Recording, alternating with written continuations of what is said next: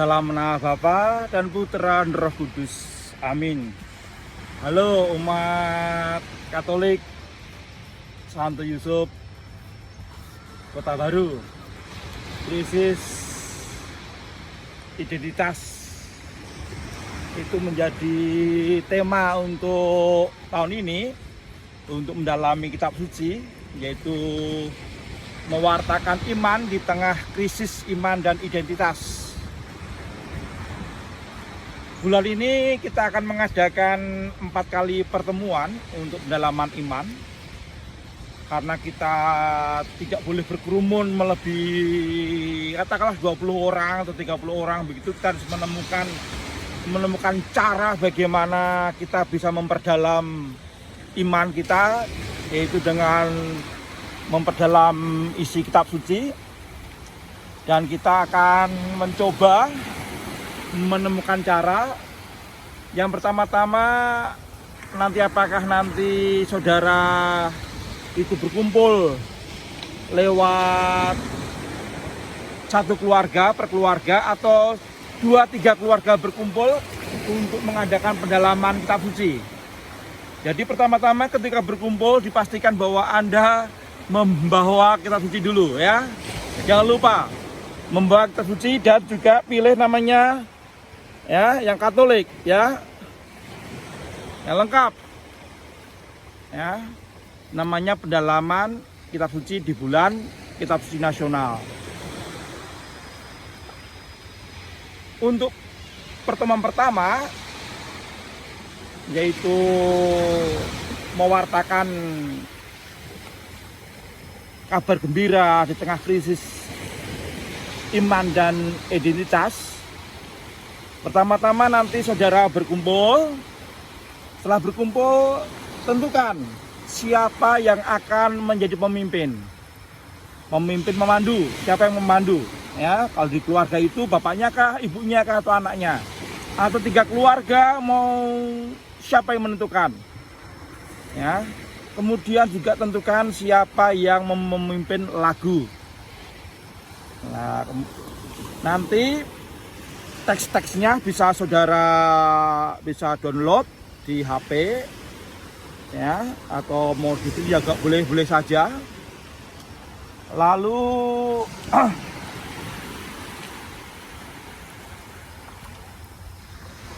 setelah saudara berkumpul menentukan siapa pemandunya, dan saudara siapkan buku-buku lagu dan juga jangan lupa kitab suci. Saudara mulai dengan tanda salib ya, mulai dengan tanda salib dalam Bapa dan Putra dan Roh Kudus, amin. Nah, kemudian kasih pengantar ya, pengantarnya bisa dibaca atau muncullah secara spontan kata pengantar itu, tapi bisa bersumber dari bacaan yang sudah disediakan kalau tidak mau repot ya. Tapi pendalaman ini jangan seperti kita membaca sedang mendengarkan berita. Saudara terkasih, mari kita lihat, itu namanya mendengarkan berita. Ungkapkan seluruh iman itu dengan gerakan atau apa saja yang juga bisa membawa kita kepada banyak peristiwa hidup, sehingga kita pun nanti akan menemukan bagaimana kita bisa mewartakan iman tengah krisis.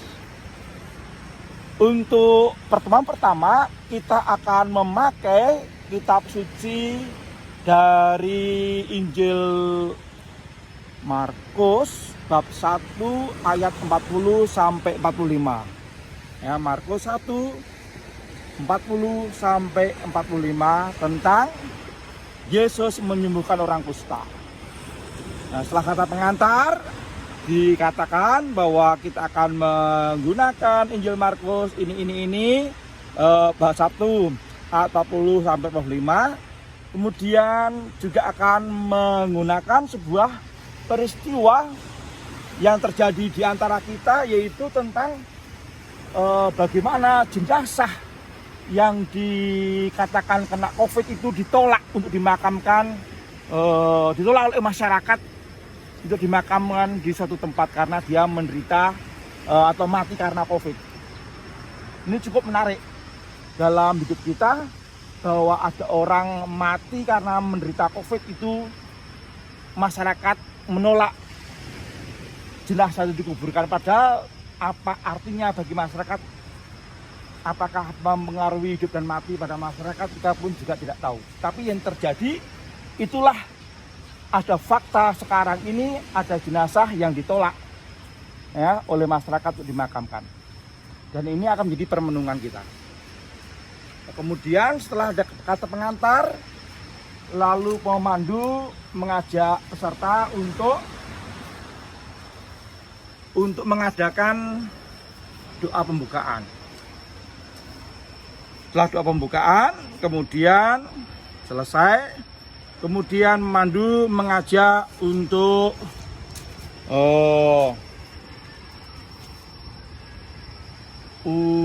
melihat Injil Markus, ya, Markus bab 1 ayat 40 sampai 45 ini ya. Yesus menyembuhkan orang yang sakit kusta, ya, menyembuhkan, ya. Saudara tahu, mungkin sekarang ini bertanya, ya, tentang mengapa orang sakit kusta sampai masuk di kitab suci. Ya, baca baik-baik Injil ini. Ya, setelah Injil dibaca baik-baik, kemudian umat atau peserta diajak untuk mendengarkan kisah jenazah yang ditolak oleh masyarakat, di mana karena jenazah ini wafat karena orang ini wafat karena penyakit COVID-19.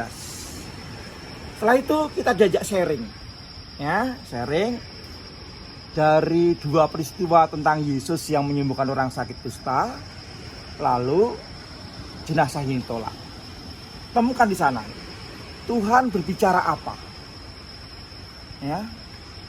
Saudara juga bisa masuk, ya, bisa masuk dalam sharing-sharing pengalaman 1-2 bulan ini lewat televisi ataupun koran atau WA grup atau WA Japri tentang peristiwa ini, sehingga kita tahu betapa waktu itu orang menyingkirkan yang menderita penyakit kusta karena diyakini bahwa penyakit kusta itu diderita karena orang berdosa, ya.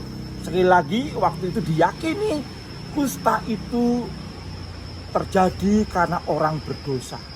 Jadi bukan hanya diperlukan untuk penyembuhan, tapi juga diperlukan pentahiran, penyucian, ya. Sehingga di Injil dikatakan demikian, Yesus, maka tahirkanlah dirimu, ya, sesuai dengan hukum Musa di sana. Juga sampai sekarang ini juga diyakini virus yang menyerang seseorang, kemudian orang itu wafat, diyakini juga akan membawa pengaruh buruk pada orang-orang yang dekat. Jangankan orang dekat, bahkan kampung di mana jenazah itu dimakamkan, kampung itu juga bisa kena virus. Mungkin kita terkejut, wah, mas segitu-gitunya sih. Tetapi sekali lagi fakta mengatakan demikian. Bagaimana menjelaskan? Yang jelas jenazah ini sungguh-sungguh ditolak. Ada ketakutan apa warga kampung itu menolak jenazah? Ya, temukan sharing-sharingnya. Ya, Tuhan berbicara apa dalam kitab suci? Lalu kita bisa menemukan apakah kita bisa mewartakan. Kalau dulu orang-orang tidak berani bertemu dengan orang kusta. Kalau dulu orang-orang tidak berani menyentuh orang-orang kusta. Sekarang, apakah gereja juga ikut-ikutan tidak berani mendekati orang-orang COVID? Menyentuh orang-orang COVID, menyembuhkan mereka, menyembuhkan luka-lukanya, setidaknya memberi pengharapan bahwa mereka yang sakit, keluarga yang ditinggalkan, tidak merasa sendirian, tidak kehilangan imannya.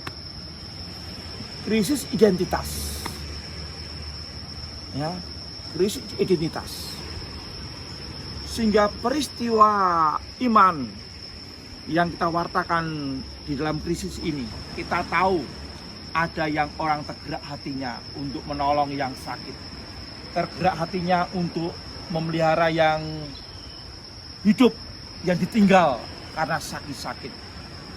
Tetapi juga tidak menutup kemungkinan ada yang mencari keuntungan di saat-saat orang sedang sakit. Saya tidak perlu menghakimi siapa-siapa. Apakah jangan-jangan kita pernah mengambil kesempatan mencari keuntungan di saat-saat sakit seperti ini? Ini salah satu krisis identitas. Walaupun Katolik, identitasnya hilang karena bisa mencari keuntungan di saat orang sedang sakit. Apakah kita juga bisa tumbuh lagi, dan nanti setelah sharing, di situ ada buku panduan untuk pemandu 1, 2, 3, 4, 5, dan 6. Bisa dibacakan pelan-pelan, peneguhan dari pemandu. Setelah itu, nanti peserta, ya, entah itu dari keluarga atau 1-2 keluarga berkumpul, munculkan doa secara spontan. Doa untuk negara dan bangsa, doa untuk gereja, untuk yang sakit, untuk yang mati karena sakit COVID ini, untuk para medis yang menjaga orang-orang yang sakit ini, dan juga untuk para donatur, dermawan yang hatinya terbuka untuk membantu korban-korban yang sakit ini. Ya, setelah itu nanti saudara Hening Sindak menemukan kira-kira apa yang bisa kita lakukan untuk mewartakan kabar sukacita di dalam krisis ini. Krisis iman dan krisis identitas. Apakah ada kabar sukacita? Mungkin ada gerakan dari keluarga, dari 1-2 orang, dari 1-2 komunitas, katalah begitu, untuk memberi sebuah gerakan untuk mewartakan kabar sukacita. Setelah itu, kalau saudara-saudara itu mengadakan pendalaman iman itu di waktu malam, baik juga pendalaman iman ini ditutup dengan doa malam. Doa malam bersama keluarga. Mungkin sekarang ini juga waktunya sudah waktunya keluarga-keluarga Katolik menutup setiap hari dengan doa malam bersama. Tidak mudah karena mungkin anaknya sedang online, bapaknya sedang YouTubean, ibunya sedang lihat sinetron, ibunya mungkin sedang lihat drama Korea. Mungkin berani duduk sebentar untuk doa malam bersama, untuk meneguhan. Kemudian jangan lupa nanti ditutup dengan tanda salib, ya, dan juga lagu penutup. Kalau saudara mau juga aksinya seperti apa, temukan sendiri. Dan nanti dalam pertemuan pertama dengan mengambil Markus 1:40-45 tentang mewartakan kabar baik di tengah krisis iman dan krisis identitas, di mana Tuhan menyembuhkan orang kusta, di mana gereja harus berani menyentuh orang-orang yang sakit COVID dengan caranya tersendiri, bukan sok arogan, bukan sok kuat. Kita tetap waspada, tetapi tidak boleh paranoid. Sekali lagi, kita tidak boleh paranoid, tetapi tetap waspada. Kita diberi akal budi untuk bisa menentukan mana yang baik dan buruk, tetapi bersama Yesus. Bersama Yesus yang mentahirkan orang kusta. Apakah gereja juga bisa memberi sebuah pengharapan agar mereka yang sakit tidak ditinggalkan, orang-orang yang meninggal tidak merasa ditinggalkan, orang-orang yang keluarga yang kehilangan orang-orang yang cintai tidak merasa ditinggalkan. Kita mesti menemukan ini semua. Tuhan memberkati dalam nama Bapa dan Putra dan Roh Kudus. Amin.